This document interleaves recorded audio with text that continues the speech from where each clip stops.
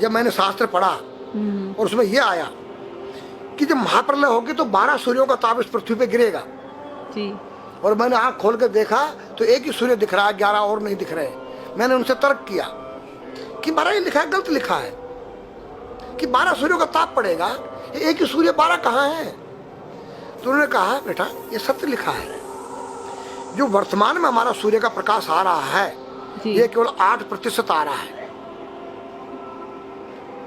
92% ozone परत पर रुक जा रहा है, जो अल्ट्रावायलेट किरणें जिसको कहते हैं। ओके। यहाँ केवल 8 आ रहा है विटामिन डी को लेकर, रेडियम से युक्त होकर।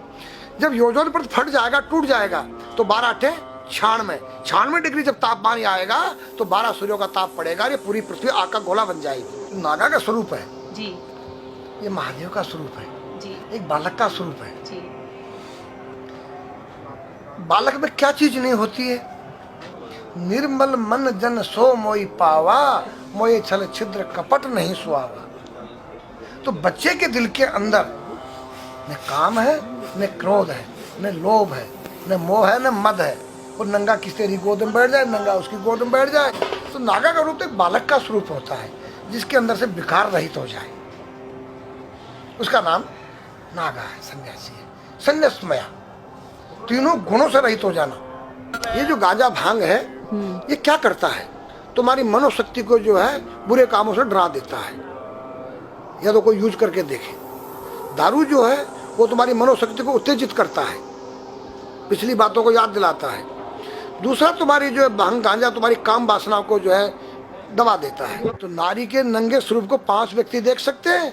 मेरे पास एक डिश है और जो चुटिया होती है वो एंटीना है, जो तुम्हारे जो यहाँ से कुछ तरंगे बाहर को जाती हैं, कुछ अंदर को आती है। 5 कर्मेंद्री, 5 ज्ञानेंद्री, 10 रथ के घोड़े हैं और बुद्धि रूपी उसमें लगाम है और ज्ञान रूपी चाबुकर बोलने वाला इसमें स्वयं सारथी कृष्ण है। तो आज हमारी संस्कृति बदली गई। ये आज हमारे लड़के लोग खड़े होकर पेशाब कर रहे हैं। ये हमारी संस्कृति नहीं है। न मुसलमानों की संस्कृति है, न हिंदुओं की खड़े होकर पेशाब करना। जैसे अगस्त मुनि ने 3 चलू में समुद्र पी दिया। मैंने पूछा महाराज वो मामा जी का कितना बड़ा पेट था? वो पृथ्वी पे रहता था, क्या पृथ्वी से बड़ा था उसका पेट जो सारे समुद्र पी गया? मैंने कहा नहीं बेटा, वो एक साइंटिस्ट थे, उस काल के वैज्ञानिक थे। उन्होंने ऐसा केमिकल डाल दिया कि पानी के 2 भागों में बढ़ गया, H2O हो गया और वो आकाश में उड़ गया। आज का जो नौजवान है ये साइंसवादी है, ये हमारी भौतिकवादी और जो हमारी धार्मिक आध्यात्मिकवाद को नहीं मानेगा। इसको तुम साइंस के द्वारा अध्यात्मवाद को मनवाएगा तो मानेगा। जैसे मैं सूर्य को जल देख करके मैं हर बीमारी का इलाज कर देता हूँ। बताओ कैसे? कैसे बाबा?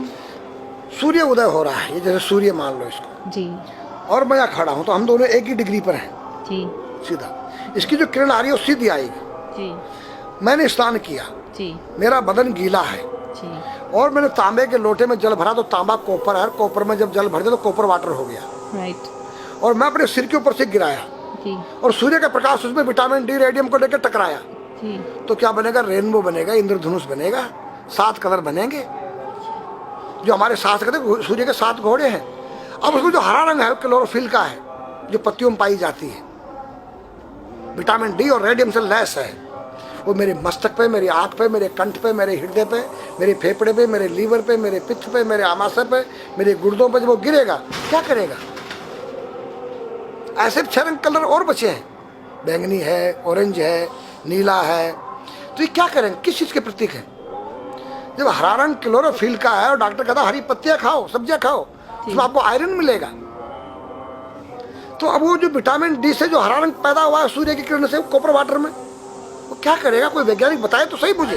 एक अमेरिका का चेला है, एक रूस का है, वो मेरे भगत बने हुए हैं। हरिद्वार में क्या वो कोई जल दे रहा होगा सूर्य को, वो भी अपने ऐसे से फेंक रहा है, मैं बैठा देख रहा हूँ ये क्या कर रहा है। मैंने उसको बुलाया तो मैंने यही फार्मूला उसको समझाया। वो मेरा शिष्य बनेगा, बोला ओ ये तो साइंस। मस्तिष्क पर तिलक क्यों लगाते हो इस जगह पर? पहले लगता है पीला, फिर लगता है लाल, फिर लगता है सफेद। 3 कलर क्यों लगते हैं? काला क्यों नहीं लगता? चौराहे पे 3 बत्तियां हैं, जी देखा होगा जी। लाल क्यों है? फॉर डेंजर स्टॉप, खतरा है, या डेंजर, खड़े हो जाओ, खतरा है जी। पीला देखो, चलना नहीं है, हाँ, देखो रेडी रहो, देखो। और सफेद चल सफेद सफेद तो यहाँ है उसमें ना, हाँ चावल लगा रखे हैं ना मेरे हाँ सफेद, हाँ वहाँ हरा है। वहाँ हरा है, रेडी टू गो। गो या हरा गो है, जी। नहीं सफेद। अगर युद्ध हो रहा है, गोलियां चल रही है, सफेद झंडा लहरा दिया जाए, पीस, शांति का प्रतीक है। चावल ठंडा होता है। और हमारी यहाँ पर सुषुम्ना नाम की नाड़ी है, जी लाल कलर है कि तुम इस योग सहयोग में आके तुम बैठ सकते हो कि नहीं, ये माहौल तुम्हारे योग्य है या नहीं, या जुआ चल रहा है, या शराब पी जा रही है, क्या तुम बैठ सकती हो? देखो पीला कलर है, देखो, आना नहीं जाना नहीं, देखो ओ खतरा है या ठीक नहीं है, चलो। और सफेद शांति, जी क्या यहाँ शांति है, बैठ सकते हैं। तो ये हमारी जो है संस्कृति में एक वैज्ञानिक है। जब हम खाते हैं गैस बनती है, तो बिल्कुल। चावल जब पानी में भीगे बाद ठंडा हो जाता है, और हमारी सुषुम्ना नाड़ी पर जब लग गया है तो उस नाड़ी को ठंडा करने लग गया है। उस नाड़ी से कोई गर्म गैस को ऊपर चढ़ने नहीं देगा। और हमारे सिर ब्रह्मांड में, हमारे सिर के अंदर कोई ऐसी वायु गैस जाकर तुम्हारे सिर को परेशान नहीं कर सकता है। तो मेरे पास जितने हमारे शास्त्र पुराण ग्रंथ हैं, ये साइंस है। मैं साइंस के द्वारा इन वैज्ञानिकों को समझा सकता हूँ और रगड़ा सकता हूँ। कहा जाता है कि नागा बाबा जो हैं वो कुंभ मेले के बाद विलुप्त हो जाते हैं, ऐसा कुछ है क्या? ऐसा नहीं है। जैसे हम गंगोत्री धाम हिमालय में रहते हैं, जी वहाँ मुझे हिमालय पसंद आया। जी क्यों? कि तुम गर्मी से बचने के लिए तुम्हारे रूम में एसी लगी है, जी ठंडा पानी पीने के लिए तुम्हारे पास कृत्रिम जो है फ्रिज लगा है, जी हवा लेने के लिए तुम्हारे को पंखे या कूलर जो है कृत्रिम लगे हैं। लेकिन भोलेनाथ बाबा ने मेरे लिए नेचुरल एसी लगा रखी है, और नेचुरल फ्रिज लगाया है, नेचुरल पंखे लगे हैं। जो मैंने सब कुछ त्याग दिया, छाती में तो मैं कुछ लेके नहीं जा सकता हूँ, चाहे मेरे पास अरबों खरबों रुपया हो। जी खाऊंगा मैं उतना ही जितनी मेरी पेट के अंदर भूख है। पढ़ना लिखना ये तो सहज चातुरी, काम धैन मन बस करन गगन चढ़न मुश्किल। काम धैन मतलब अपने वीर्य को कंट्रोल करना, अपने मन को कंट्रोल करना, और अपने प्राण को ब्रह्मांड में यहाँ ले जाना। ये खोपड़ी क्या है? ब्रह्मांड है। उसको कहते हैं समाधि। इस सारे शरीर के प्राणों इकट्ठा करके इस ब्रह्मांड में मस्तिष्क में ले जाके बैठ जाना, जिसको ब्रह्मरंध्र कहते हैं, उस गुफा के अंदर। ये तीन वस्तु मुश्किल है, बाकी सब आसान है। अपरिग्रह मतलब उतना रखो जितना तुम्हें आवश्यकता है, अधिक मत रखो।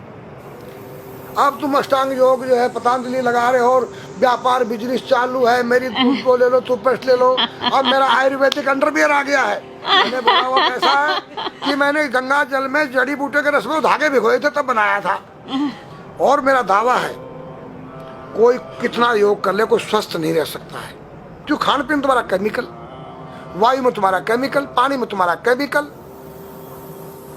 अब जो तुम आरओ का पानी नहीं पी रहे हो, उसके पानी के गुण ही नष्ट हो गए सब। उत्तर को सिर करके सोना क्यों मना किया है साइंस ने? हमारे शास्त्र मना करते हैं। हम उत्तर को सिर करके सोएंगे, दक्षिण को पैर करके। हम जब उठेंगे तो हमारी दृष्टि कहाँ? दक्षिण की तरफ जाती है। दक्षिण में यम का वास होता है।